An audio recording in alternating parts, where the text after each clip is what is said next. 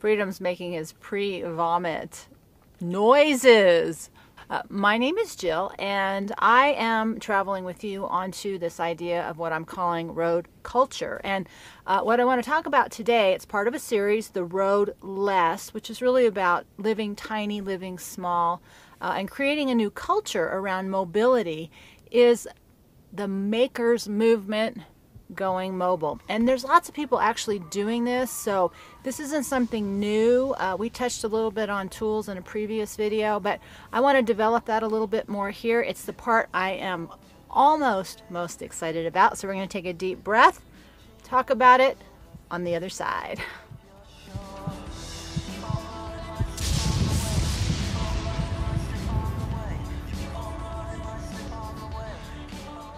So I wasn't exactly sure what to call this segment of my Road Less series, but I love the idea of the makers movement and its mobility really flourishing. And I don't mean makers just in terms of people who are working with wood or craftsmen or metals or artists, but really just moving back into a producer mentality.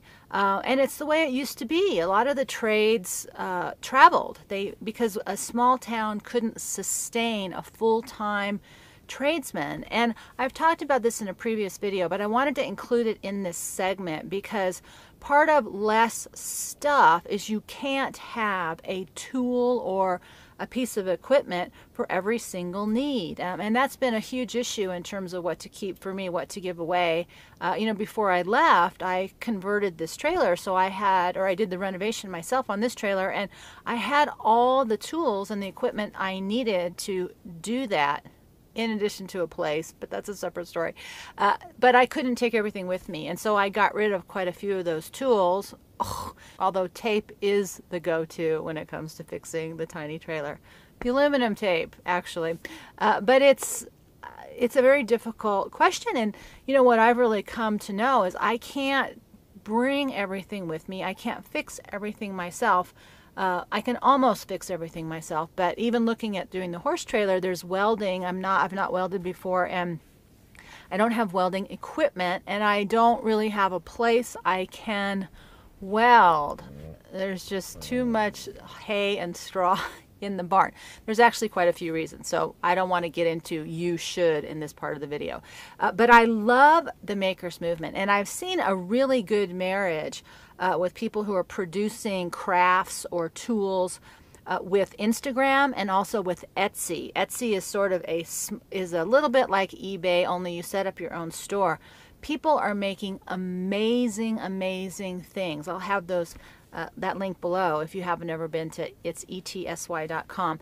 And I love that idea. And what I've learned in my own traveling and in my own experience being in a small town is that while you couldn't work here full-time, doing one thing, you could probably do it one day a month or one day a week or one day a quarter or one day a year.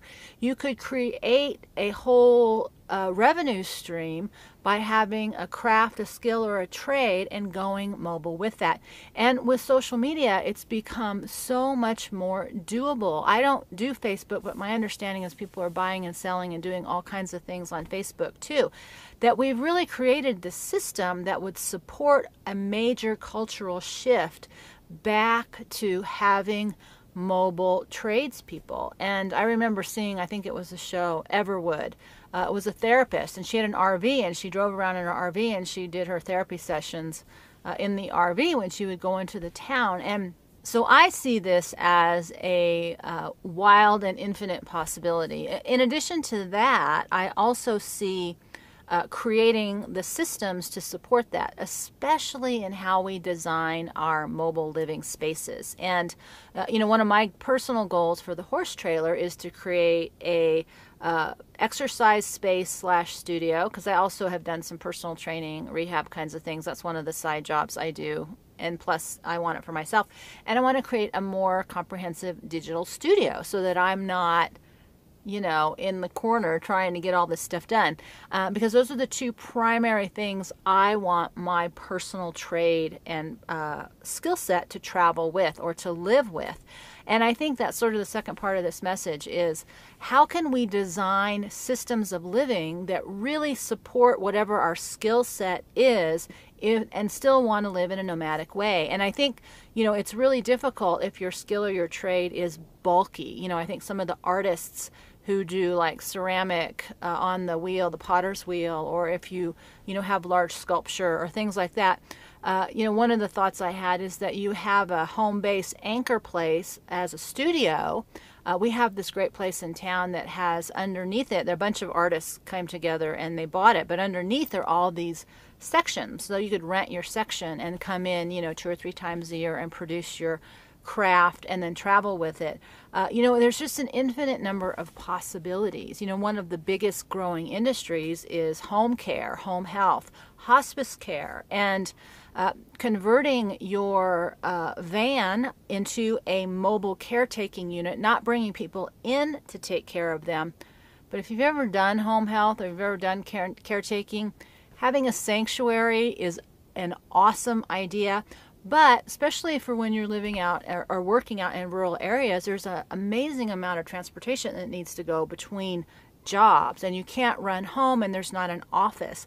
And it's really hard working out of your little tiny car. And so I see just a tremendous amount of opportunity. And I'm not talking about this as my brand new idea. I'm talking about it as it's a movement that's happening. And it's a mental shift. And it's the shift that says, and this is for the people who still want to do things and be productive. I know there's a whole let's just travel and hang out kind of community thing going on. So obviously this isn't for those kinds of people. But this is for, some of us still have to make money. Some of us still want to participate. Some of us have a skill set that we love and we enjoy. Some of us have necessity. Some of the home care, the caretaking is a necessity, whether it's a family member or it's a way to make a living. There's so much happening. There's the whole mobile food growing movement, as you shift through climates. So as I wrap this up, I'm not really sure I want to call it the mobile movement maker. I think we'll come up with a better title. But you get the drift here, because I see a huge cultural shift happening, and I am just making this little video to plant tiny seeds, not to answer great big questions, is to really shift our thinking. And if you are new and you haven't launched out, my advice would be to pick one thing that you want to be good at, whether it's sharpening knives, which is something very simple, cutting hair. There's so many things that are needed and necessary for small areas, for rural areas, for mobile people that are not accessible any other way other than for them to have to drive a long way or for someone to bring in services. And the great weakness that I see within this concept or this idea, and there's tremendous potential here, is how do you communicate that effectively so that you create a system that allows you to have customers that you're driving into. So you're not coming in trying to recruit people for your product or your service. And a great example of that I saw was a guy on Instagram who made knives, and he posted obviously these beautiful pictures on Instagram. But he, developed his sales by creating the buzz online through his social media.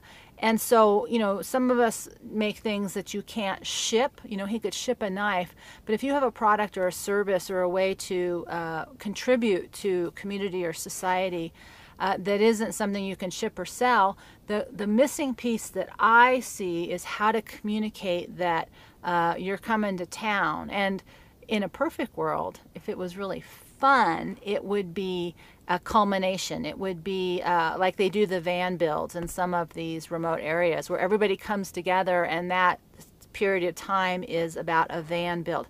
I think that is awesome. I see so much potential. So again, I'm making these videos to plant seeds and to birth ideas because I believe we're at the very beginning of a major cultural shift.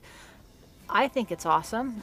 I just want to get you excited about too. So it's not about having specific answers or speaking to one person. I'm really just sort of planting seeds right now. And this whole mobile movement about creating homes and structures and systems so that we can be agile in how we are productive and in what we produce, I think we've only just begun. So with that, we're going to take a deep breath, and we're going to see you next time. Up, and lots of links below.